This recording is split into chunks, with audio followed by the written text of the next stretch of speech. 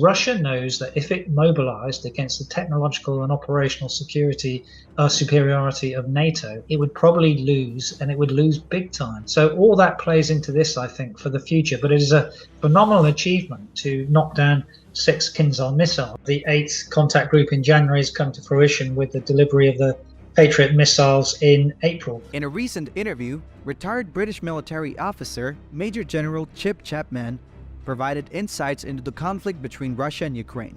He highlighted the recognition by Russia of NATO's technological and operational superiority, which acts as a deterrent to Russian mobilization. The effectiveness of Patriot missiles in countering Russian air defense systems are acknowledged, although it was clarified that these missiles do not employ advanced hypersonic technology. The interview also discussed President Zelensky's successful visits to European capitals, where substantial support was secured, including arms from Germany, training in tanks from Paris, and training programs and supplying long-range drones by the UK.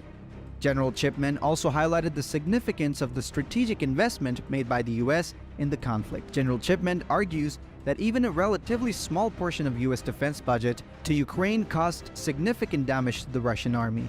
The role of NATO's generals in advising political leaders on military matters was emphasized, highlighting the importance of considering political questions and caveats, particularly in the use of NATO-supplied missiles. Additionally, General Chapman revealed that Ukraine has also developed its own indigenous missiles, which are capable of engaging targets in Russian territory. Having deep insight of the ongoing conflict between Russia and Ukraine, it is worth listening, retired Major General of UK, Chapman. Let's dive in. It also tells you a bit about the theatre of war, because the launching of these from both the Black Sea and from Russian airspace and possibly Belarus airspace actually tells you where the theatre of war is, because the theatre of war is that land space and airspace which encompasses both Russia, Ukraine, the occupied Ukraine from a Russian perspective, Belarus and the Black Sea. So that is their theatre of operations. And I think one of the most important things is actually looking at it the other way. So the Patriots have been effective. We know Storm Shadow has been used in Luhansk,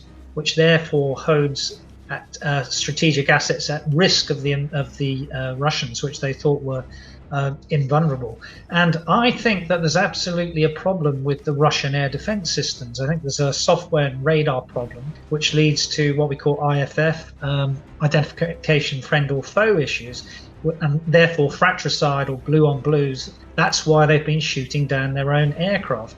And we can see this really in the last 3 years with a number of incidents. The first one was the Ukrainian airline, which was shot down 752 in Iran using Russian equipment. Now that should have been able to discriminate between cruise missiles or they thought it was a US cruise missile, and they shot down a civilian airliner. They've not illuminated with their S-300s in Syria on behalf of the Syrians for the reason, generally is thought, that it would show their technological and operational inferiority to Israel. And of course Israel using F-16 and F-35s. And I think all this absolutely plays into the notion of why there is mutual deterrence, because Russia knows that if it mobilized against the technological and operational superiority of NATO, it would probably lose, and it would lose big time. So all that plays into this, I think, for the future. But it is a phenomenal achievement to knock down 6 Kinzhal missiles. But as I said last week, this is old technology with good marketing. It isn't really hypersonic missiles in terms of using scramjet powered technology or hypersonic boost glide vehicles, which is a real hypersonic thing.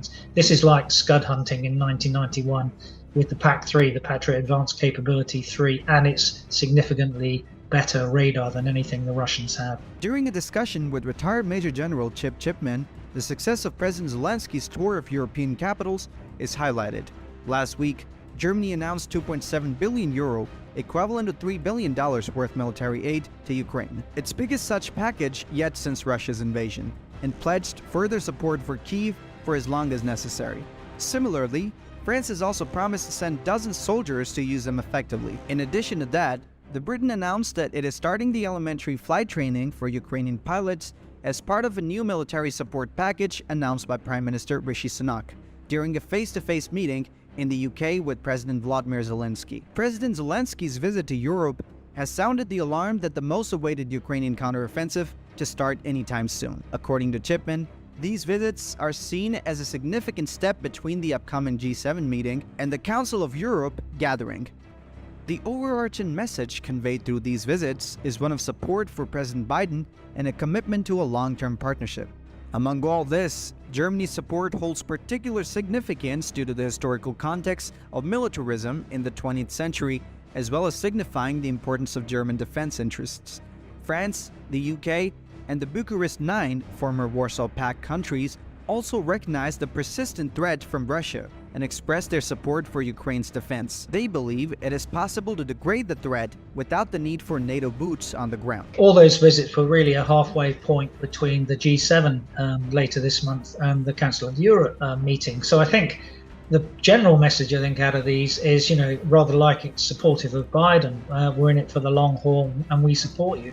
And I think that was particularly relevant with Germany because we'd already passed a number of months ago this Zeitenwende notion of the turning point, and because they've had to look at their history of militarism in the 20th century. But I think there's another German word which is also really come into play in the last few weeks, which is again one of these terrible 6-syllable German words, Landesverteidigung. It's national defence. It is in their defence interest, as it is for France and the UK, and certainly the Bucharest Nine, those former Warsaw Pact or Soviet Union countries, to support Ukraine, because that is the persistent threat, and you can degrade that threat without any NATO boots on the ground whatsoever. That's a good investment of your money. In conclusion of this discussion, General Chapman discussed the strategic investment in the conflict. He expressed that the United States has allocated approximately 5% of its defense budget to the conflict, but this relatively small investment has resulted in significant damage to the Russian army.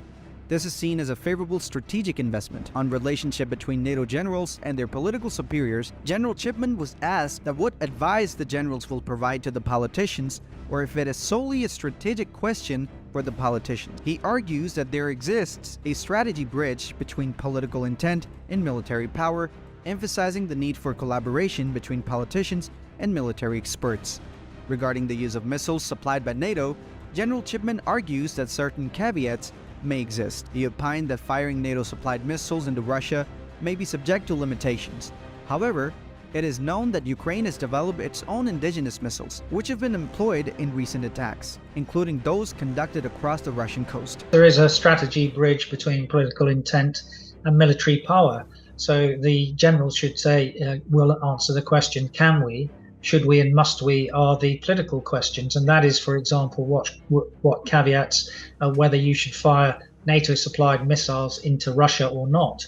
Now, I think there is that caveat there that NATO-supplied missiles can't be fired, but we know that indigenous Ukrainian missiles have been produced, and they're the ones which can go to the deep battle in Russia, including those, for example, that have gone against targets recently in Chapman across the Kerch Strait from the bridge over in Russian territory.